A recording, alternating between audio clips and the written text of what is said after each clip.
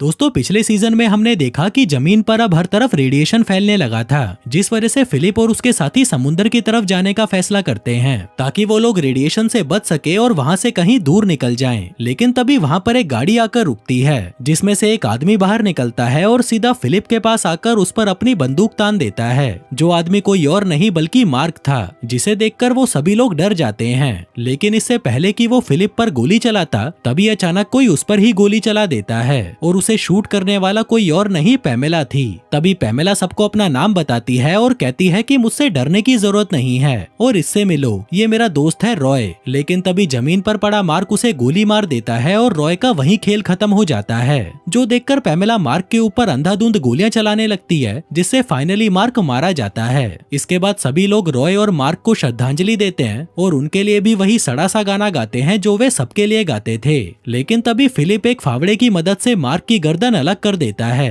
कहता है कि साले का कोई भरोसा नहीं, अगर ये फिर से जिंदा हो गया तो। जिसके बाद वो मार्क की गर्दन को एक अलग मोटर बोट में और उसके शरीर को एक अलग मोटर बोट में बिठाकर दोनों को अलग अलग दिशा में भेज देता है, ताकि उसकी बॉडी और सिर मिलकर वह फिर से जिंदा ना हो जाए। लेकिन कुछ ही देर में वो दोनों बोट आपस में टकराकर समुद्र में डूब जाती हैं। फिर रात में कैरल मेलिसा के पास आती है और उससे पूछती है कि हम लोग आइलैंड पर कब पहुंचेंगे। मेलिसा कहती है कि मुझे इसका कोई आइडिया नहीं है, क्योंकि वह भी ये शिप पहली बार चला रही थी। दूसरी तरफ पैमेला सबको बता रही होती है कि वह उन्हें ढूंढते हुए मेल्बू भी गई थी, लेकिन वहाँ पर उसे कोई नहीं मिला। इसी दौरान उसकी मुलाकात रॉय और मार्क से हुई और वो तीनों काफी अच्छे दोस्त बन गए। लेकिन फिर एक दिन मार्क ने उसे बताया कि वो उससे बहुत प्यार करता है। वहीं पैमेला को भी किसी आदमी के साथ इंटीमेट हुए काफी समय हो गया था, इसलिए उसने भी मौके पर चौका मारकर उसे हाँ बोल दिया। लेकिन फिर एक दिन मार्क को पता नहीं क्या हुआ और वह अचानक से उन दोनों को छोड़कर कहीं चला गया। पैमेला कहती है कि मैंने उसकी जान इसलिए ली क्योंकि तुम लोगों से मुझे जीने की एक नई उम्मीद मिली थी। तभी टॉड उससे पूछता है कि तुम लोग हम तक कैसे पहुँचे। पैमेला बताती है कि आसमान में काला धुआं देखकर मार्क उसे फॉलो करने लगा। हमने उसे रोकने की भी बहुत कोशिश की, लेकिन वो नहीं माना और उसके बाद क्या हुआ वो सबको पता ही है। फिलिप उसकी जान बचाने के लिए उसे थैंक यू बोलता है, लेकिन तभी कैरल वहाँ से उठकर सोने चली जाती है। फिर जब फिलिप उसके पास आता है तो वह बताती है कि पैमेला ने कैप्टन वाला रूम खुद ले लिया है और बाकी सबको सिर्फ एक ही कमरा मिला है। तभी उनकी शिप किसी चीज से टकरा जाती है, जिसकी आवाज सुनकर एरिका मेलिसा के पास आती है और शिप को रोकने को कहती है, क्योंकि उन्हें आगे कुछ दिखाई नहीं दे रहा था। इसलिए एरिका शिप के एंकर को ऑन कर देती है। अगली सुबह जब एरिका सोकर उठती है तो उसे आसपास कहीं भी जमीन नजर नहीं आती, इसलिए वह अंदर जाकर मैप चेक करने लगती है। तभी उसके पास मेलिसा आती है और पूछती है कि हम अभी तक समुद्र में क्यों हैं। एरिका बताती है कि शिप का एंकर खराब हो गया है। दरअसल शिप के एंकर का काम होता है शिप को एक जगह पर खड़ा रखना, पर क्योंकि उनकी शिप का एंकर खराब हो गया था तो वो शिप पूरी रात इधर उधर तैरती रही, जिस वजह से वो लोग किसी दूसरी जगह पर पहुंच गए। इसी बीच फिलिप और टॉड वहां पर आते हैं और उन्हें अपनी बॉडी दिखाने लगते हैं, लेकिन वो उन्हें शिप के खराब एंकर के बारे में कुछ नहीं बताती। इसके बाद टॉड पैमेला के पास आता है और उसे गुड मॉर्निंग बोलता है। पैमेला फिलिप से पूछती है कि तुम्हारी आईब्रो कहाँ पर है, तो फिलिप मजाक में कहता है कि मार्क ले गया। इसके बाद वो दोनों हंसी मजाक करने लगते हैं, पर तभी कैरल वहाँ पर आती है, जिसे फिलिप और पैमेला को साथ में देखकर बिल्कुल भी अच्छा नहीं लगता। वहीं फिलिप, जिसकी उल जलूल बातों पर कोई कुत्ता भी नहीं हंसता था, लेकिन पैमेला उसकी बातों पर जोर जोर से हंस रही थी, जो देखकर कैरल भी ऐसा दिखाती है कि उसे भी फिलिप की बातें फनी लग रही हैं और फिर वो भी हंसने की एक्टिंग करने लगती है। इसके बाद कैरल मेलिसा और एरिका के पास आती है और उन्हें बताती है कि पैमेला फिलिप की हर बात पर गधों की तरह हंस रही है। मुझे लगता है कि वो उसे पटाना चाहती है। मेलिसा कहती है कि शायद वो तुम्हें बस जला रही है। इसके बाद वो तीनों पैमेला को देखती हैं, जो बाहर धूप सेक रही थी। आगे टॉड पूछता है कि हम लोग आइलैंड पर कब तक पहुंचेंगे। एरिका कहती है कि शायद 4-5 घंटों में। तभी गैल वहाँ पर आती है और कहती है कि मेरा दूध कहाँ पर गया, जो मैंने अपनी बेटी के लिए निकाल कर रखा था। और तभी बाहर से पैमेला आती है, जिसके हाथ में गैल का दूध होता है। वहीं फिलिप उस दूध को उठाकर पीने लगता है और कहता है कि ये तो बहुत ताजा लग रहा है, जैसे कि इसे अभी अभी निकाला हो। इसी दौरान मेलिसा बताती है कि उन्हें आइलैंड मिल गया है, जिससे सभी बहुत खुश होते हैं। लेकिन तभी एरिका कहती है कि हमारे लिए एक बुरी खबर है और एक अच्छी खबर भी। अच्छी खबर ये है कि हमें आइलैंड मिल चुका है और बुरी खबर ये है कि हम रास्ता भटक चुके हैं और ये आइलैंड वो नहीं है जहाँ पर हम जाने वाले थे। जो सुनकर सभी लोग उन पर बहुत गुस्सा करते हैं, लेकिन उन लोगों के पास और कोई रास्ता भी नहीं था, इसलिए वो सभी उसी आइलैंड पर जाने का फैसला करते हैं। जिसके बाद वो सभी मिलकर एक छोटी सी बोट पर जाकर बैठ जाते हैं और सिर्फ पैमेला और फिलिप ही बाहर रह जाते हैं। अब फिलिप जैसे ही उस छोटी बोट की रस्सी को खोलने लगता है, तभी पैमेला पीछे से उसके सर पर वार करके उसे बेहोश कर देती है और उसे अपने अपने साथ बड़ी वाली शिप में लेकर वहाँ से कहीं दूर निकल जाती है। वहीं बाकी लोग ये देखकर हैरान रह जाते हैं लेकिन कुछ कर नहीं पाते। अगले सीन में हम पैमेला को देखते हैं जिसने फिलिप को बांध कर रखा होता है और वह उसके आईब्रो पर लोशन लगा रही होती है। तभी फिलिप को होश आता है और वह उससे पूछता है कि तुमने मुझे किडनैप क्यों किया। पैमेला कहती है कि मेरी जान उन लोगों को जाने दो और हम दोनों इस शिप पर मजे से रहेंगे। फिलिप कहता है कि नहीं, मेरी शादी हो चुकी है, लेकिन पैमेला उसकी कोई बात नहीं सुनती और वहाँ से चली जाती है। दूसरी तरफ हम बाकी लोगों को देखते हैं जो उस शिप पर तो नहीं जा सकते थे, इसलिए उनके पास सिर्फ एक ही रास्ता था और वो था उस आइलैंड पर जाना। लेकिन उन्हें ये नहीं पता था कि वहाँ पर कोई उन्हें छुपकर देख रहा था।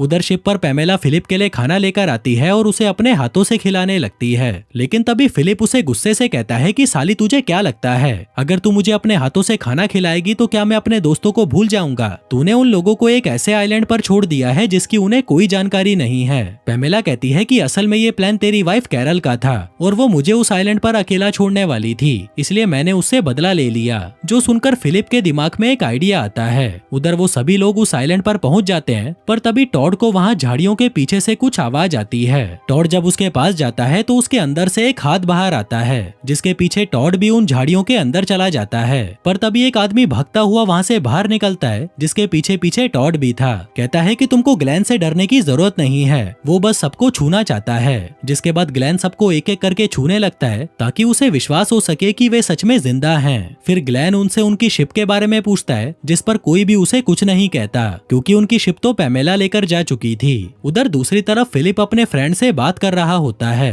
कहता है कि यार मैं क्या बताऊं, पैमेला कितनी मस्त लड़की है, मैं तो पहली नजर में ही उसे अपना दिल दे बैठा था और मैं तो साला उसके साथ सुहागरात मनाने के लिए तड़पा जा रहा हूँ। वहीं बाहर पैमेला भी फिलिप की सारी बातें सुन रही थी। जिसके बाद वो फिलिप के पास आकर पूछती है कि क्या तुम्हें भूख लगी है, लेकिन फिलिप उसे मना कर देता है। वहीं उस टापू पर हम ग्लेन को देखते हैं जो बाकी लोगों को उस जगह पर लेकर जाता है जहाँ पर वो काफी समय से रह रहा था। तभी ग्लेन वहाँ पर पड़े एक पुतले को उठाकर कहती है कि ये क्या है। ग्लेन बताता है कि ये मेरी गर्लफ्रेंड है और मैंने इसे इसलिए बनाया था ताकि मैं इससे बातें कर सकूं। गैल पूछती है कि तुम यहाँ पर कितने सालों से हो। वो कहता है कि लगभग 5 सालों से। जो सुनकर वो सभी हैरान हो जाते हैं क्योंकि वायरस के बारे में उसे कुछ नहीं पता था। उधर शिप में हम फिलिप को देखते हैं जो पैमेला को देखकर रोमांटिक होने लगता है और फिर उसके लिए एक सड़ा सा गाना गाता है, जिस गाने को सुनकर पैमेला से रहा नहीं जाता और वो फिलिप को पकड़कर किस करने लगती है। अब फिलिप को लग रहा था कि पैमेला उसके जाल में फंस चुकी है, लेकिन ऐसा नहीं होता और तभी पैमेला अपनी गन निकालकर फिलिप पर पॉइंट करते हुए कहती है कि तुम मेरे साथ कोई गेम खेलने की कोशिश मत करना, नहीं तो मैं तुम्हें मार दूंगी। जो कहकर वो वहाँ से चली जाती है। अब यहाँ फिलिप अपनी रस्सी काटना चाहता था, लेकिन उसके पास कोई ऐसी चीज नहीं थी जिससे वो रस्सी को काट सके। पर तभी वो नीचे अपने पैरों के नाखून की तरफ देखता है और उसे एक आइडिया आता है। उधर टापू पर टॉड ग्लेन को वायरस के बारे में बताना चाहता था, लेकिन उससे पहले ही ग्लेन उन लोगों को अपना रबड़ी रोना सुनाने लगता है कि कैसे वो बिना लड़की के यहाँ पर इतने सालों से तड़प रहा था। जो सुनकर टॉड उसे वायरस के बारे में कुछ नहीं बताता, क्योंकि अगर उसे पता चला कि बाहर कोई भी लड़की जिंदा नहीं है तो उसे बहुत ज्यादा बुरा लगेगा। वहीं फिलिप अपने पैरों के नाखून की मदद से अपनी रस्सी काट लेता है, जिसके बाद वो किसी तरह से पैमेला का ध्यान भटकाने की कोशिश करने लगता है ताकि वो उसकी गन छीन सके। लेकिन तभी पैमेला फिलिप को आजाद देख लेती है और अपनी गन लेकर उसके पीछे भागती है। लेकिन तभी फिलिप उसके कुत्ते को अपने हाथ में उठाकर कहता है कि अगर तूने मुझे मारने की कोशिश की तो तेरा कुत्ता भी कुत्ते की मौत मारा जाएगा। जो देखकर पैमेला की फट जाती है और वो तुरंत अपनी गन नीचे कर देती है। तभी फिलिप वो गन उठाकर जल्दी से ऊपर जाता है और देखता है कि आसपास कहीं भी वो आइलैंड नहीं था।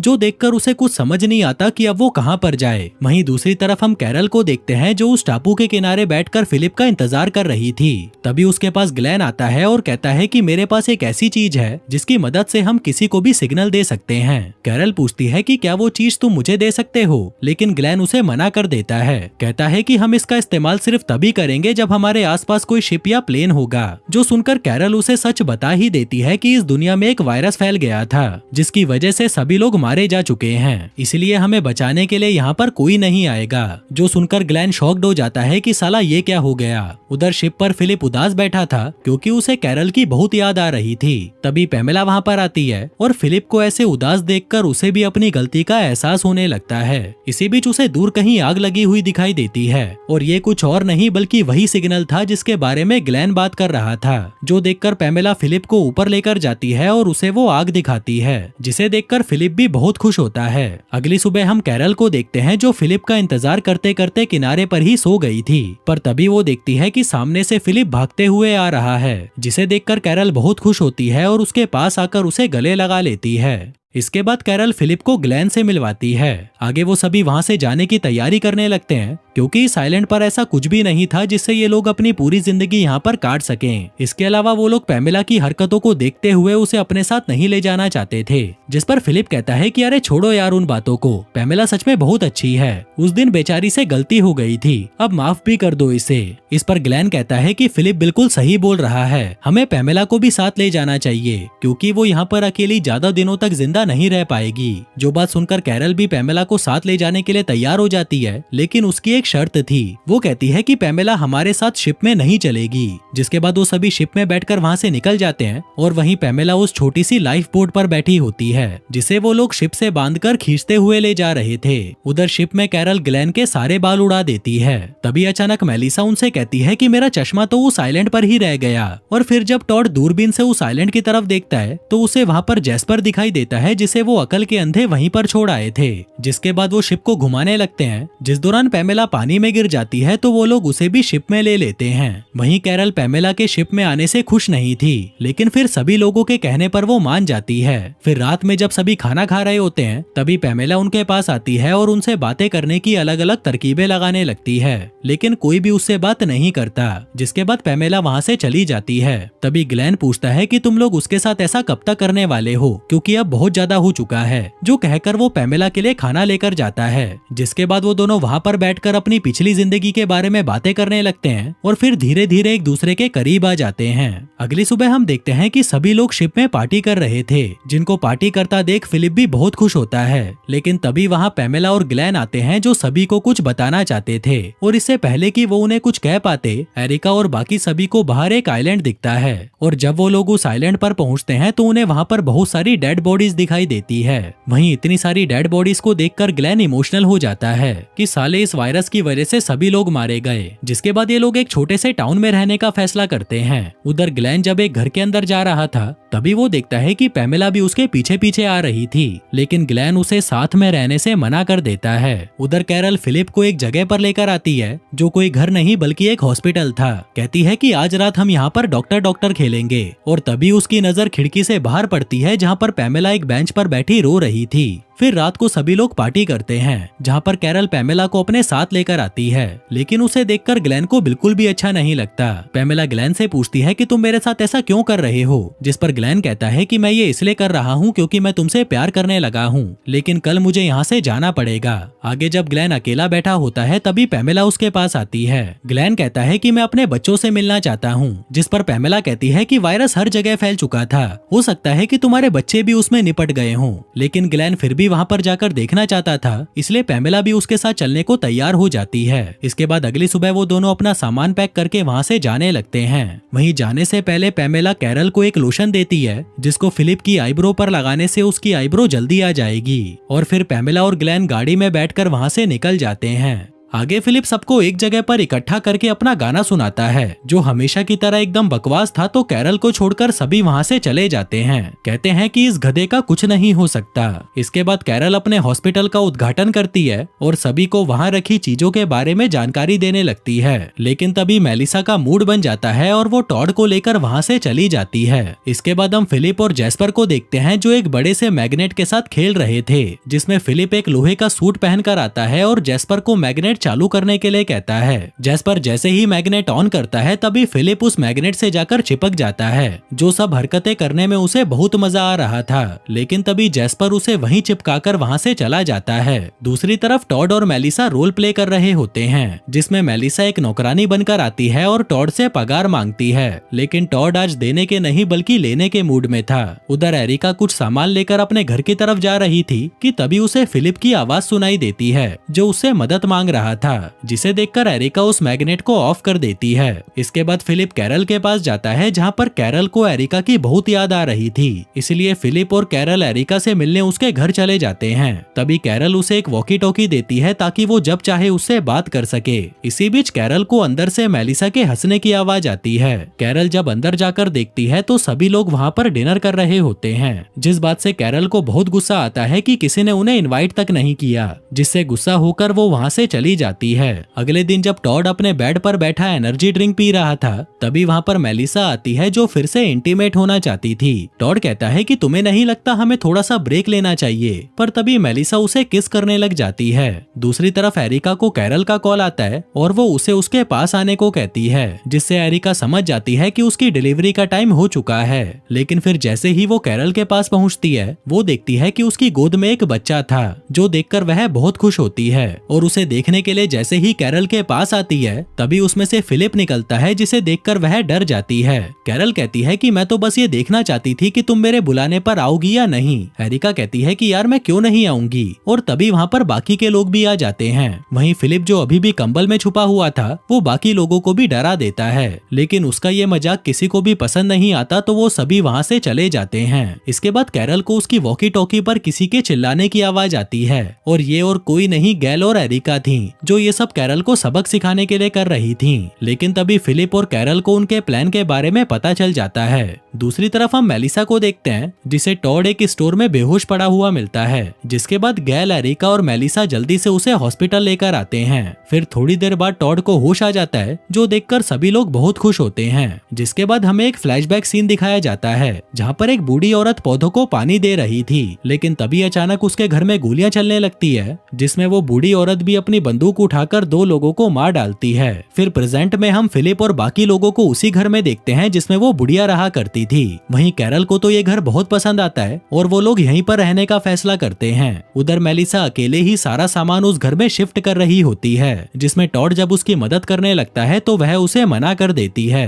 इसके बाद हमें फिर से फ्लैशबैक दिखाया जाता है, जहाँ पर वो बूढ़ी औरत अपने आदमियों से कह रही थी कि जरूर हमारे घर में कोई गद्दार छुपा है, जो कहकर वो एक क्यूब को सामने खड़े आदमी को सॉल्व करने को देती है। लेकिन जब वो आदमी ऐसा नहीं कर पाता तो वो बूढ़ी औरत उसे गोली मार देती है। इसके बाद सीन वापस प्रेजेंट में आता है। कैरल फिलिप को घर का सामान सेट करने के लिए कहती है, लेकिन तभी फिलिप को वहाँ पर वही क्यूब मिलता है, जिसे देखकर कैरल कहती है कि तुम इसे फिर कभी सॉल्व कर लेना, अभी सामान सेट करने में मेरी मदद करो। इसके बाद हमें फिर से फ्लैशबैक दिखाया जाता है, जहाँ पर एक आदमी किसी तरह का बॉम्ब बना रहा था और फिर वो उसको एक पिनाटा में छुपाकर एक पार्टी में ले आता है, जिसके बाद वो एक डंडा उस बूढ़ी औरत को देता है ताकि वो उस पिनाटा को फोड़ सके। लेकिन वो बूढ़ी औरत भी बहुत चालाक थी, जिसमें वो उस आदमी के आंखों पर पट्टी बंधवाकर उसे ही ये काम करने को कहती है। लेकिन इससे पहले कि वो ऐसा करता, तभी वहाँ अचानक से गोलियां चलने लगती है, जिसकी वजह से वहाँ पर भगदड़ मच जाती है। इधर प्रेजेंट टाइम में हम टॉड को देखते हैं, जो कि व्हील चेयर पर बैठकर मेलिसा के पास आता है। दूसरी तरफ गैल की बच्ची जोर जोर से रो रही थी और गैल को कुछ समझ नहीं आ रहा था कि वो क्या करे, पर तभी एरिका वहाँ पर आती है और गैल और उसकी बेटी को लेकर लॉन्ग ड्राइव पर चली जाती है। उधर फिलिप कैरल से कहता है कि बस बहुत काम हो गया, मुझे अब थोड़ा सा ब्रेक चाहिए ताकि मैं इस क्यूब को सॉल्व कर सकूं।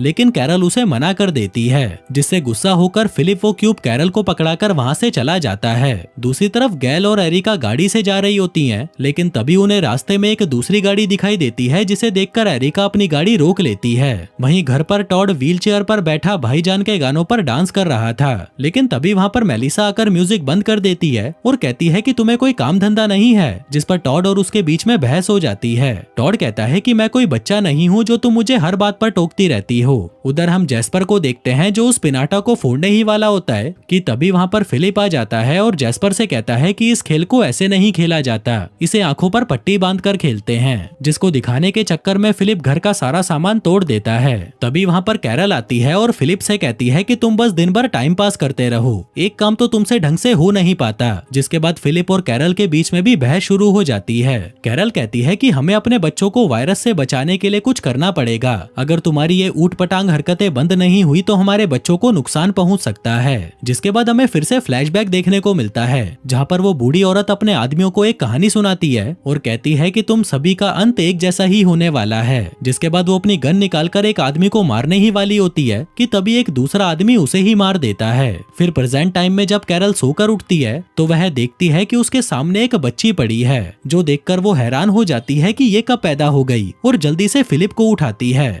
वहीं फिलिप की भी उस बच्चे को देखकर फट जाती है कि ऐसा कैसे हो सकता है। इसके बाद सभी लोग कैरल के बच्चे को देखने आते हैं, जहां कैरल सबको बताती है कि ये जब बाहर निकली तो मुझे बिल्कुल भी दर्द नहीं हुआ, बल्कि मुझे तो पता ही नहीं चला कि ये कब बाहर आई। वहीं टॉड कैरल के बच्चे को देखकर बहुत खुश होता है और रोने लग जाता है, जिसके बाद वो सभी वहां से चले जाते हैं। इसके बाद हम गैल और एरिका को देखते हैं, जहां एरिका गैल को बताती है कि मैं कब से कैरल की डिलीवरी को लेकर परेशान थी, लेकिन ये काम इतनी आसानी से हो जाएगा मुझे पता भी नहीं था। दूसरी तरफ कैरल अपनी बेटी को कहानी सुना रही थी, पर तभी वहाँ पर फिलिप आता है और उसे गाना गाकर सुनाने लगता है, जो इतना बेसुरा था कि उसकी बेटी को भी पसंद नहीं आता। आगे एरिका कैरल के दूसरे बच्चे को चेक करने आती है और बताती है कि इसको बाहर आने में थोड़ा ही समय बाकी है। उधर हम टॉड और मेलिसा को देखते हैं, जहाँ मेलिसा भी टॉड से बच्चे की जिद कर रही थी। दूसरी तरफ कैरल फिलिप से कहती है कि मैं तो चाहती थी कि हमारे दोनों बच्चे एक ही दिन पैदा हों। खैर अब तुम पूरी रात मुझ पर नजर रखना, कहीं ये दूसरा बच्चा भी अपने आप बाहर ना आ जाए।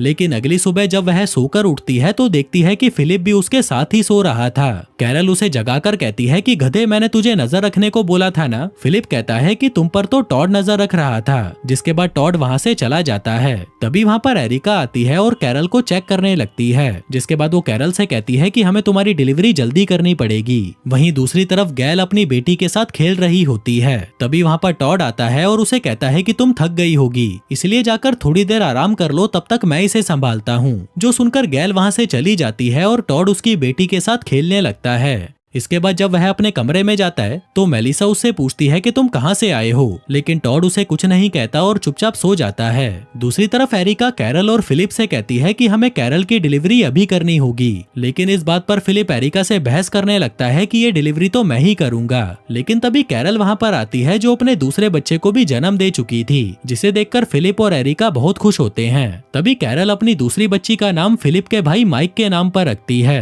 फिर अगले दिन कैरल और फिलिप दोनों अपने बच्चों के साथ खेल रहे होते हैं। तभी एरिका वहां पर आती है, जो गैल के साथ आज डेट पर जा रही थी। मेलिसा उन दोनों को देखकर पूछती है कि क्या तुम लोग कहीं जा रहे हो। गैल कहती है कि हाँ, हम दोनों डेट पर जा रहे हैं। मेलिसा कहती है कि अगर तुम चाहो तो तुम्हारी बेटी को टॉड संभाल सकता है। जो सुनकर टॉड खुश हो जाता है और गैल से कहता है कि हाँ बिल्कुल, मैं तुम्हारी बेटी को संभाल लूंगा, जिस पर गैल भी मान जाती है और अपनी बेटी को टॉड को देकर वहाँ से चली जाती है। अगले दिन कैरल, एरिका और गैल बच्चों के साथ खेल रही होती हैं। तभी वहाँ पर फिलिप आता है और कहता है कि गाइस देखो, मैंने ये क्यूब सॉल्व कर लिया है, लेकिन कोई भी उसकी बात पर ध्यान नहीं देता। तभी गैल फिलिप से कहती है कि इस घर में सिर्फ 2 आदमी हैं और बाकी सारी औरतें हैं, तो तुम हमें गाइस कहकर क्यों बुलाते हो। फिलिप कहता है कि ठीक है, अगली बार से मैं सबको गर्ल्स कहकर बुलाऊंगा। आगे टॉड गैल की बेटी के साथ खेल रहा होता है। तभी गैल वहाँ पर आती है और कहती है कि इसका दूध पीने का टाइम हो गया है, जो कहकर वो अपनी बेटी को वहाँ से ले जाती है। वहीं टॉड मेलिसा से कहता है कि ये कितनी रूड है, जिस पर मेलिसा उसे कहती है कि छोड़ो उसको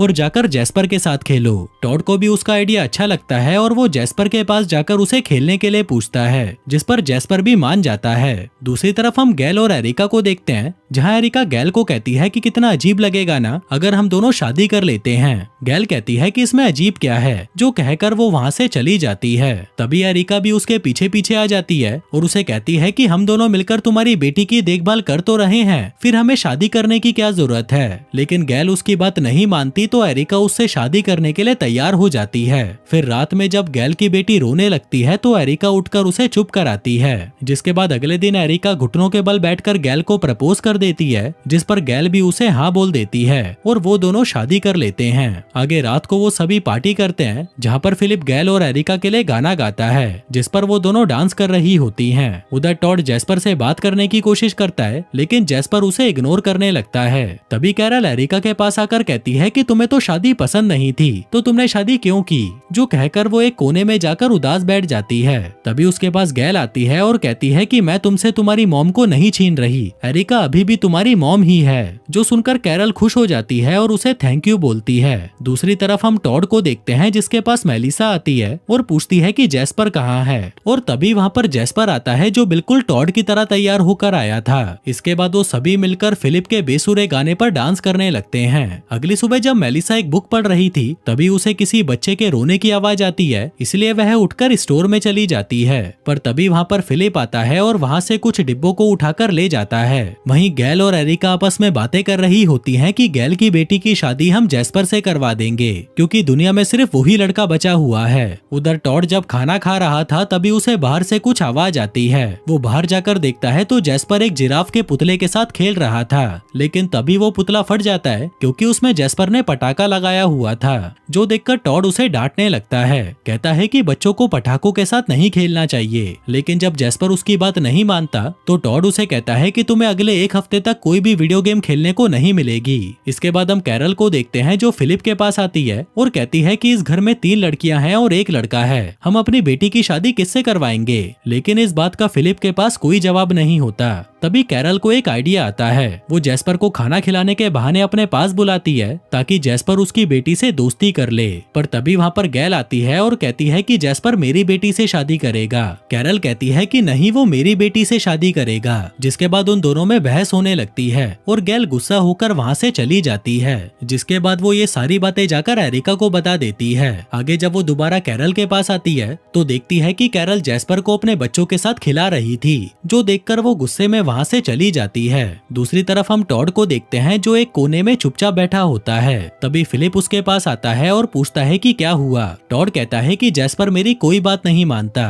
फिलिप कहता है कि तुम्हें उससे थोड़ी सख्ती से पेश आना होगा, तब जाकर वो तुम्हारी सारी बातें मानेगा। इसके बाद गैल अपनी बेटी को लेकर जैस्पर के पास जाती है ताकि वो अपनी बेटी की उससे दोस्ती करवा सके। वो उससे कहती है कि जब तुम बड़े हो जाओगे तब अपने लाइफ पार्टनर को बहुत सोच समझ कर चुनना। पर तभी वो देखती है कि कैरल चुपके से उस पर नजर रख रही थी। वहीं जैस्पर उनसे परेशान होकर वहाँ से चला जाता है। कहता है कि ये साले अभी से मेरी शादी करने के पीछे पड़े हैं। तभी टॉड जैस्पर के पास आकर उसे डांटने लगता है तो वो वहाँ से उठकर सीधा मेलिसा के पास चला जाता है। उधर गैल फिर से कैरल के पास आती है और जैस्पर को लेकर उसके साथ बहस करने लगती है। पर तभी मेलिसा वहाँ पर आती है और कहती है कि तुम लोग ये क्या कर रहे हो, इस दुनिया में हमारे अलावा जैस्पर का और कोई नहीं है, और अगर हम ही उसके साथ ऐसा करेंगे तो वो बेचारा क्या करेगा। जो सुनकर सबको अपनी गलती का एहसास हो जाता है और वो लोग जैस्पर से माफी मांगने के लिए उसके पास जाते हैं, लेकिन वो वहाँ पर नहीं होता। इसलिए वो सभी जैस्पर को ढूंढने निकल जाते हैं। वहीं फिलिप और टॉड उसे ढूंढते ढूंढते एक जेल के पास आ जाते हैं। जिसके बाद वो दोनों जैस्पर को ढूंढने के लिए जेल के अंदर जाने लगते हैं, जहाँ पर हम एक कैदी को देखते हैं जो उन्हें छुपकर देख रहा होता है।